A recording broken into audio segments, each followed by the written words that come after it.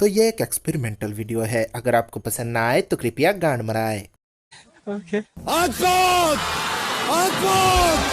Hello, कैसे हो तुम सब? तो यार आज से हम शुरू करने जा रहे हैं एक नया सीरीज, और इस सीरीज में मैं बात करूंगा कुछ ऐसे फिल्मों के बारे में जिन्हें जिन्हें बस ऑस्कर मिलने वाली थी, लेकिन जीभ से नाक को छूने की टैलेंट ना होने की वजह से उन्हें ऑस्कर मिल नहीं पाता। तो आज हम एक ऐसे फिल्म भूल भुलैया 2 के बारे में बात करेंगे। So let's go.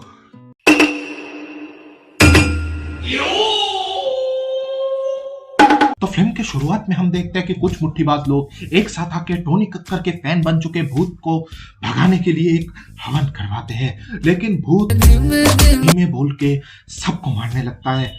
फिर अचानक से मीमर बाबा जय अरिजीत सिंह बोल के आखिर में उस भूत को बिना मोबाइल के बंद कर ही देते हैं और पूरे बिल्डिंग को छोड़ देते हैं। कुछ सालों बाद कार्तिक भाई बैगोफोबिया होने की वजह से बैग से डरने लगते हैं, लेकिन जैसे ही उन्हें पता चलता है कि उस बैग में कुछ सस्ता गांजा और अच्छे फिल्म के स्क्रिप्ट्स हैं, तो वो बैग से लिपट जाते हैं। फिर कियारा से थोड़ा सा गांजा और अच्छे फिल्म की स्क्रिप्ट मांगने से वो तो साउथ के पास है बोल के फक ऑफ बोल देती है।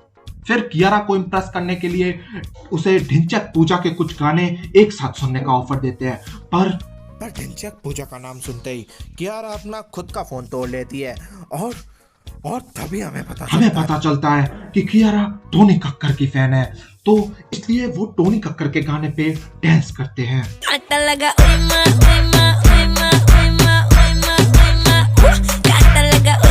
वो गाना दूर से सुन के भी बस का एक्सीडेंट हो जाता है। कियारा घर पे बोलती है कि वो मर चुकी है, और ये खबर सुनते ही घर वाले दुख से और गम से एक दूसरे से गले मिलने लगते हैं।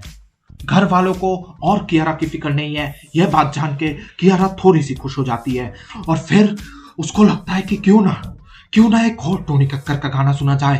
तो फिर वो लोग दूसरा गाना सुनने के लिए एक सुनसान हवेली पे आते हैं, मगर गाना शुरू करते ही गांव वाले डंडा लेके हवेली पे आ जाते हैं।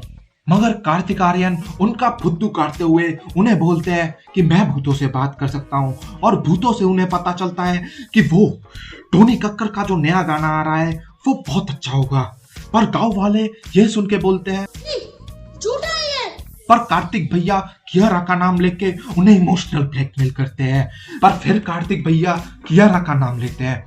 फिर वो पूरे गांव को इस बात के लिए मना लेते हैं कि हाँ टोनी कक्कर का नया गाना बहुत अच्छा होने वाला है, और टोनी कक्कर के नए गाने के बारे में वो पूरे गांव को ज्ञान देना शुरू कर देता है, और इसके लिए वो उन्हें लीक्स भी देता है।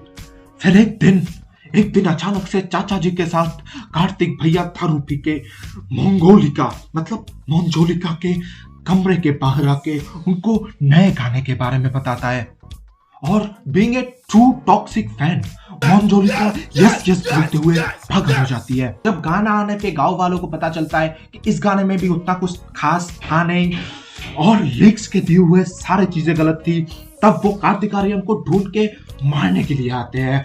पर कार्तिक भैया कियारा अडवाणी को लेके मोंजोलिका के रूम में छुप जाते हैं, पर मोंजोलिका भी टोनी भैया का फैन होने पे उन्हें कुछ नहीं करती। मगर अगले दिन वो आजाद हो जाती है, और घर पे अरिजीत सिंह के गाने बजने पे वो घर में तोड़फोड़ करने लगती है, और दीवारों को गोवा वाला बीच समझ के उस पे ही चलने लगती है। फिर वो इंस्टाग्राम और फेसबुक जैसे हर जगह पे जाके नए गाने का प्रमोशन करना शुरू कर देती है। मगर जहां पे एक साइड में इतना सब कुछ हो रहा था, दूसरे साइड में इतने दिनों तक कियारा के साथ रह के कार्तिक भैया जो टोनी कक्कर के गाने रिपीट पे सुन रहे थे वो पागल हो जाते हैं, और वो उनके गुरु के मुताबिक पागल होके नाचने लगते हैं।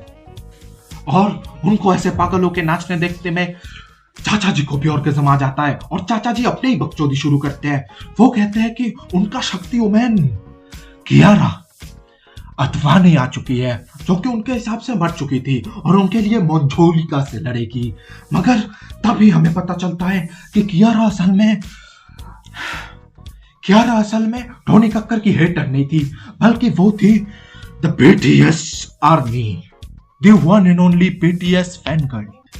और ये सुन के मंझोलिका के आंखों से भी आंसू आ जाती है और मंझोलिका रिवील करती है कि वो भी असल में टोनी कक्कर की फैन और सपोर्टर नहीं, हेटर है। मगर उस दूसरे औरत ने, अंजोलिका जिसका नाम है, वो असल में अंजोलिका नहीं मंझोलिका है, और जो मंझोलिका है वो मंझोलिका नहीं अंजोलिका है। मुझे कंफ्यूज करना बंद। फिर हमें पता चलता है कि कुछ ऐसा हुआ था कि मंझोलिका ने उस रात अंजोलिका की जगह ले ली थी, और वो बस कि वो उस रात टोनी कक्कर के हेटर होने का बस नाटक कर रही थी। असल में वो टोनी कक्कर की बहुत बड़ी सपोर्टर थी, क्योंकि टोनी कक्कर के अच्छे बीट्स में नाचना उसको बहुत पसंद था, लेकिन गांव वाले उसके उस घटिया लिरिक्स को सुनने के लिए तैयार नहीं थे। इसलिए उसने काला जादू करना शुरू कर दिया और टोनी कक्कर का नाम ही पूरा दिन जपने लगी। लेकिन जब टोनी कक्कर के गाने अच्छे ना लगने वाले ठाकुर साहब को दूसरे टोनी कक्कर के हेटर वाले उसकी बहन अंजोलिका से प्यार हो जाता है, तब उसने काला जादू का सपोर्ट लिया और चाहे टोनी कक्कर बोल के उसको मारने की कोशिश की, लेकिन गांव वालों को यह सहन नहीं हुआ और फिर उसकी बाकी कहानी तो आपको मालूम ही है। अभी आखिर में जब हमें यह पता चलता, the one and only hater of Tony Kakkar, Anjolika बहन, वो उसे मारने लगती है और मारते मारते उसको कहलवा देती है that BTS is better than Tony Kakkar, hence proved। तो इस हैप्पी एंडिंग के साथ ये फिल्म यहीं पे खत्म होती है, और जाने से पहले तुम लोग सब्सक्राइब कर देना, वीडियो को लाइक कर देना और शेयर भी कर देना।